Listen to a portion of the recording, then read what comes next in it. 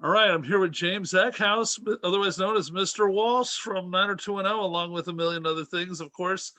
But yeah, so I had James as a guest on "Oh Man, That's Awful," which was in the last phase of Radio Titans before the shutdown that we're hoping to come back from. It was in my apartment, ironically a studio in a studio apartment in the Gaylord Apartments in Koreatown, this funky old very lavish lobby, but then the rest of it was kind of I mean, so.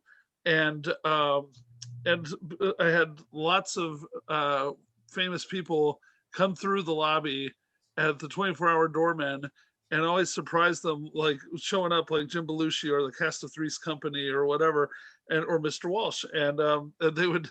It would inevitably cause like a buzz in the building, and people had no idea why. For a long time, I didn't have a sign on the door because I had to hide that I was having a business in the building in my apartment, and so I just would have people like Jim Belushi come over, and nobody would know why. Why is Jim Belushi going to that guy's apartment for an hour? They thought I was a drug dealer or something. So anyway, so what was your impression of doing the show? Well, I was expecting a rave party, so I had brought an appropriate black costume and drugs to go with it, and I came up, and then there was this really funky, kooky studio / bedroom that you lived in and recorded in. So it was a little disappointing.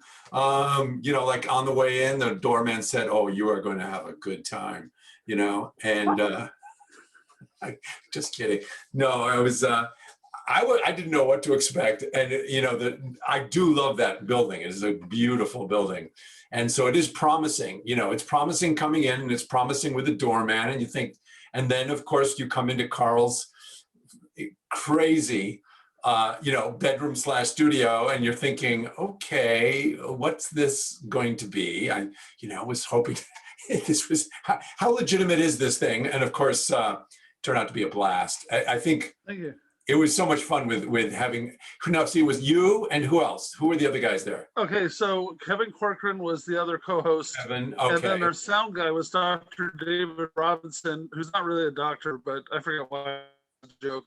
But he gets to chime in whenever he wants. So basically it's three hosts. Yeah. It was like three hosts, which, And what the premise of the show, I was just going to set it up for people, is that we would ask people, the guests, what their worst and most embarrassing moments were, hence the title, "Oh Man, That's Awful."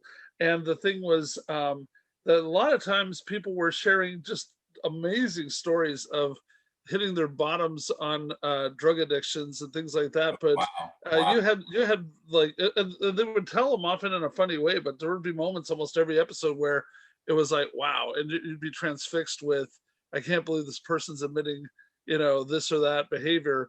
And so with you, it was a little lighter, but you were our favorite guest ever. Dr. David nominated. I don't know about that. That's so funny. No, for real.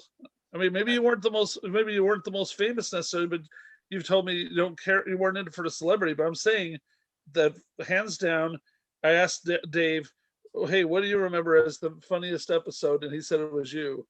And we were like, and we're like Pope Francis. Me and Kevin were like, who am I to judge? Yeah. So I love it. Well, growing up, it was the Marx Brothers. They were my idols. I had an absolutely insane dysfunctional family, and it was the Marx Brothers that kept me sane and kept our family sane. Whenever anything about chaos, I love art and chaos. One of my favorite subjects.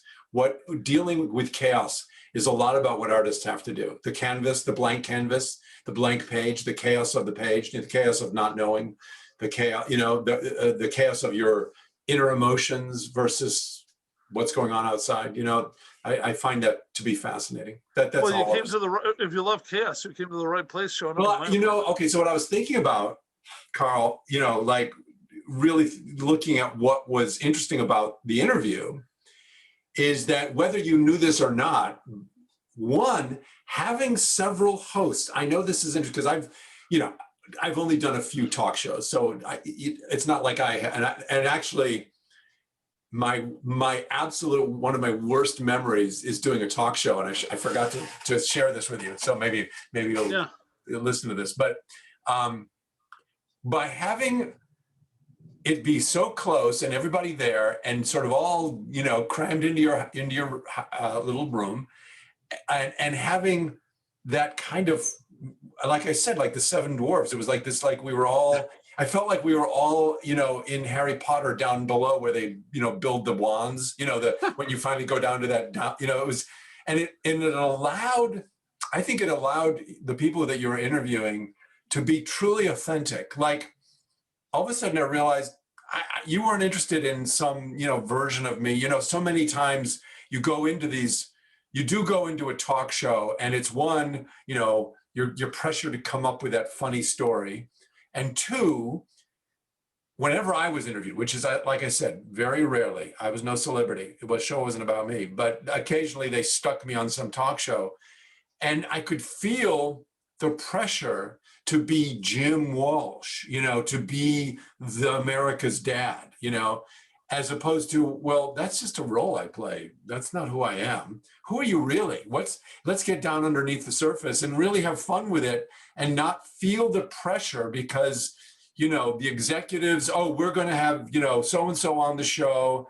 And we really want them to be, to come off in a certain way, and I never felt that. In fact, I was very disarmed that way. I realized that's not about this at all. I felt absolutely the license to be who I was. Wow, that's great. Okay, thanks. Yeah, unfortunately, when you listened to it again recently, I did not have a chance. I've been burying buried in setting up. I've done literally like 20 interviews in the last week Yes, and of course. setting up I more. So, realize. any particularly story that stood out, just so we give people a flavor? We'll try to find the audio of it also. But was there one that stood out that you're like, oh wow, that was fun to talk about? What did we talk about? Well, You had talking one about all about the being way. naked on stage or something. Oh, we did get to that. That was one of my, oh yeah, having to be naked on stage, this body naked on stage, not something that usually happens, never happened again since then. Sort of like Albert Brooks, who was such a blast to work with, by the way. I don't know if we talked about that. I also, you asked me about being OBGYN, and of course, yeah, you asked me if I'd ever played an OB-GYN. I don't know why we got into that topic, but you did ask me that. And of course, and I said no. And of course I did. Do you know whose baby I delivered? Who? Arnold Schwarzenegger. I delivered Arnold Oh, Schwarzenegger's in baby junior? You were in in junior junior? with Danny DeVito. We were his doctors. Oh my And God. getting a baby out of Arnold's stomach, that was a challenge. I got to tell you, that was really something. I was always afraid to see that movie because I thought it was going to come out in another outlet. That was other things that came out. That was Yeah. such a fun movie to work with, and I loved working with the Governor. Talk about sense of humor. You have no idea what a goofball he is, and how fun Wow. and warm, and make fun of himself. Truly a lot of fun. And Emma Thompson was in the movie. Can you imagine? And Danny DeVito. It was a great cast. Huh. Well, but anyway, yes, being naked on stage at Yeah. Williamstown, and one of the audience members standing up with his wife in a very small theater, like 120 people, and it was in like a auditorium, not an auditorium, like in a conference room at Williamstown. It was this called the Second Company. So you were right in everybody's face, and there I was naked as the day is born, and this man gets up and stands up like 5 rows back and goes, "This is disgusting." and the woman's like, "Yes, dear, let's get out of here right now," And so they start walking through the audience, and everybody's like, "Oh my God." And so I just got up in the buff, and I literally walked down and just followed them out, doing the next monologue to them as they were leaving, with my little wanker hanging and flapping in the breeze. It was great. Wow. Okay. Well, hey, unless there's anything else you want to bring up, I think I've got plenty to use in the movie. Great. Great. Yeah. Okay. Hang on. Let me just pause this a second.